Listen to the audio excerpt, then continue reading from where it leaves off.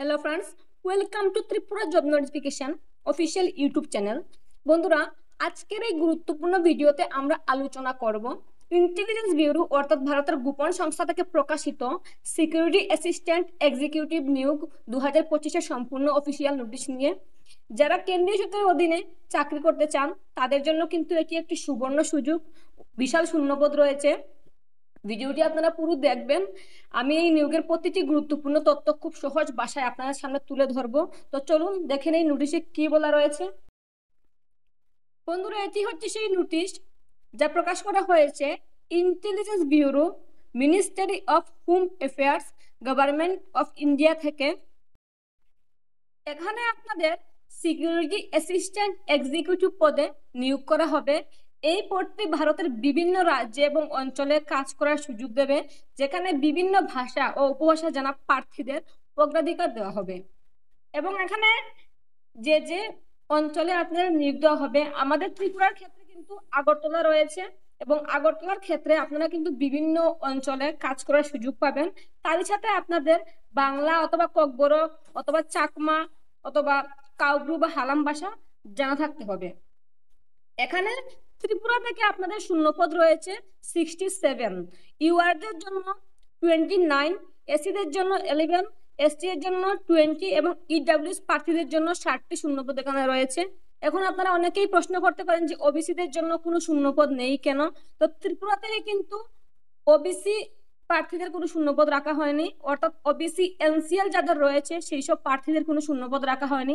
সেক্ষেত্রে যারা ওবিসি প্রার্থীরা রয়েছেন আপনারা কিন্তু ইউআর ক্যাটাগরিতে ইউআর পোস্টে কিন্তু আবেদন করতে পারবেন। ঠিক আছে।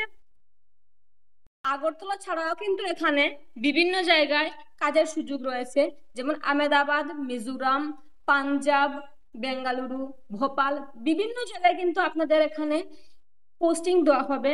তো আপনারা যারা ত্রিপুরার বাইরে থেকে আমার ভিডিওটি দেখছেন, আপনারা এই পিডিএফটি আমার ডেসক্রিপশন অর্থাৎ ইউটিউবের ডেসক্রিপশনে আমি পিডিএফটি দিয়ে দেবো, সেখান থেকে আপনারা ডাউনলোড করে সম্পূর্ণটা দেখতে পারবেন। আপনারা যে রাজ্য থেকে আবেদন করবেন সেখানে কি ভাষা জানা থাকতে হবে, কোন কোন ক্যাটাগরিতে কতগুলো শূন্যপদ রয়েছে, আপনারা আমাদের ভিডিওর ডেসক্রিপশন থেকে এই পিডিএফটি ডাউনলোড করে সম্পূর্ণটা দেখে নিতে পারবেন। প্রত্যেকটা স্টেট প্রত্যেকটি অঞ্চল মিলিয়ে এখানে কিন্তু মোট শূন্যপদ রয়েছে 4987টি। তো দেখতে পাচ্ছেন বিশাল শূন্যপদ, তাই এই সুযোগটি কিন্তু কেউ মিস করবেন না। আর যেখানে আপনারা কিন্তু শুধুমাত্র মাধ্যমিক পাশেই কিন্তু আবেদন করতে পারবেন। তো শিক্ষাগত যোগ্যতা নিয়ে আমি পরবর্তীতে আপনাদের সাথে আলোচনা করছি। তো এখানে টোটাল এতগুলো শূন্যপদ বেরিয়েছে, এই সুযোগটি কিছুতেই কিন্তু কেউ মিস করবে না। বন্ধুরা, এখন আসি পদের বিস্তারিত তথ্য সম্পর্কে। এখানে আপনাদের সিকিউরিটি অ্যাসিস্ট্যান্ট এক্সিকিউটিভ পদে নিয়োগ করা হবে।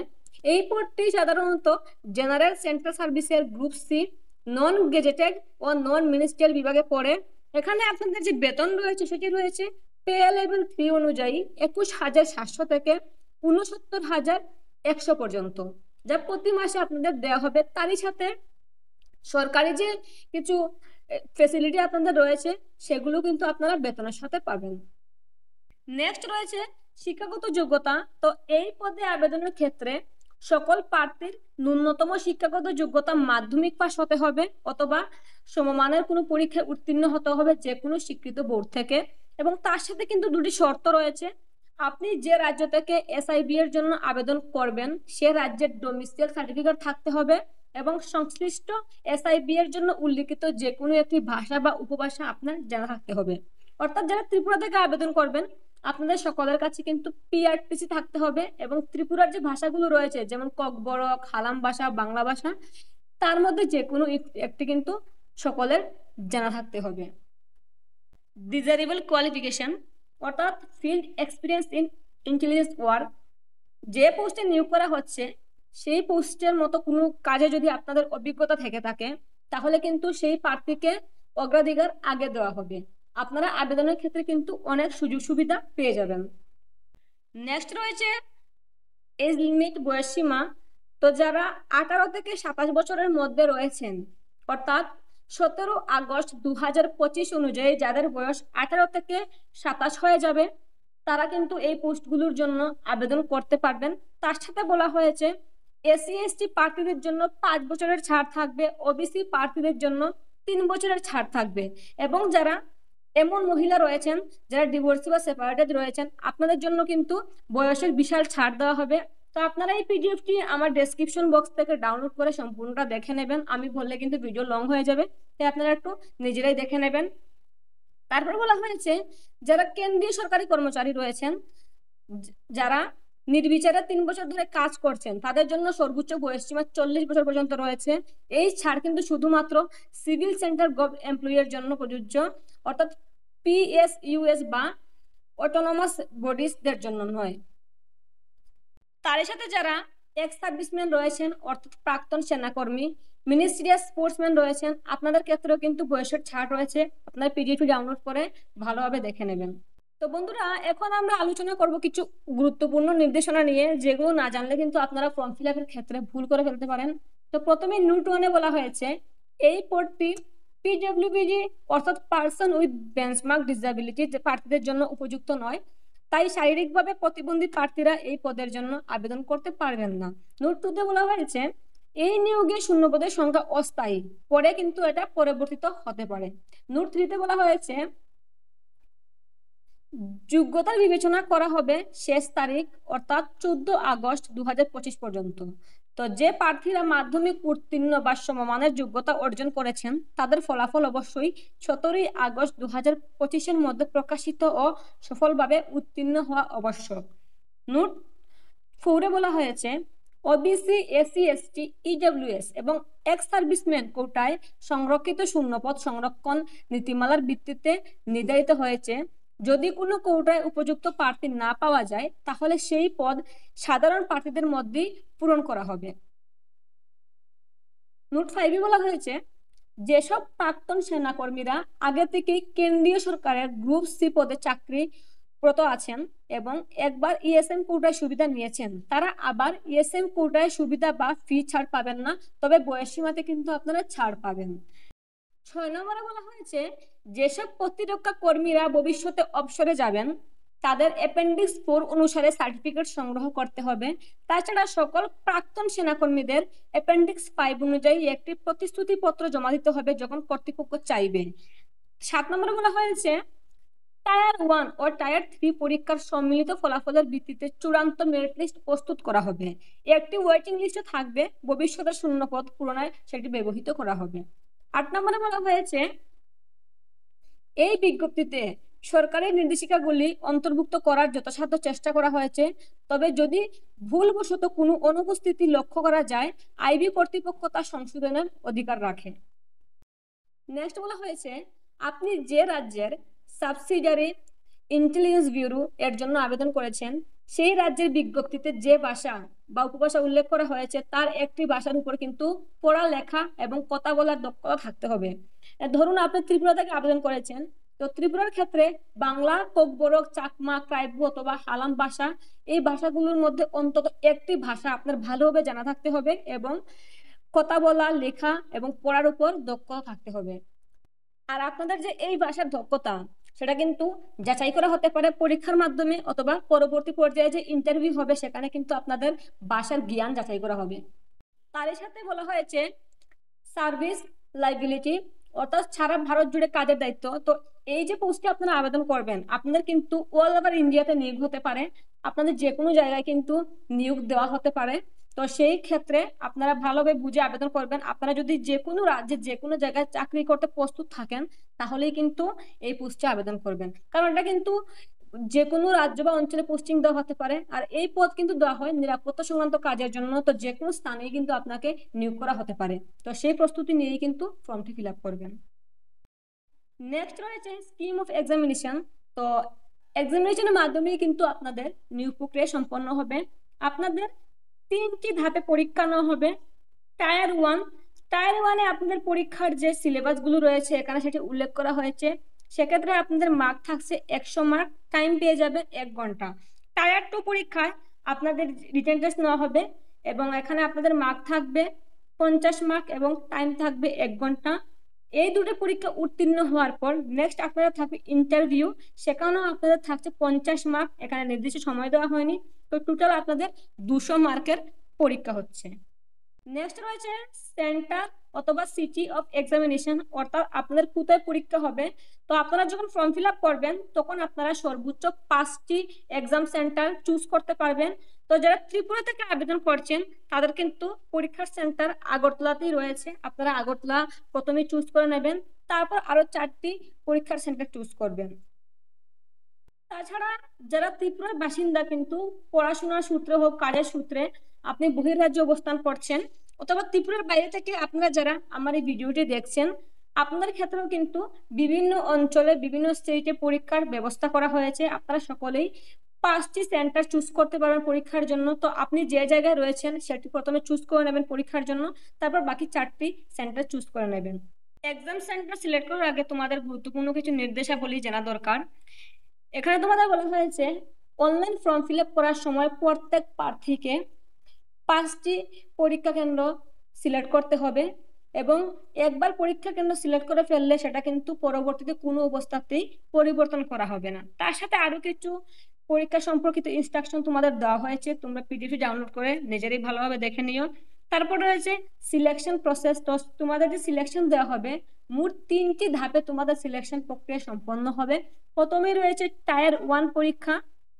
তো টায়ার 1 পরীক্ষার ক্ষেত্রে তোমাদের মোট নম্বর থাকবে 100, তার মধ্যে তোমাদের কিন্তু নেগেটিভ মার্কও থাকবে।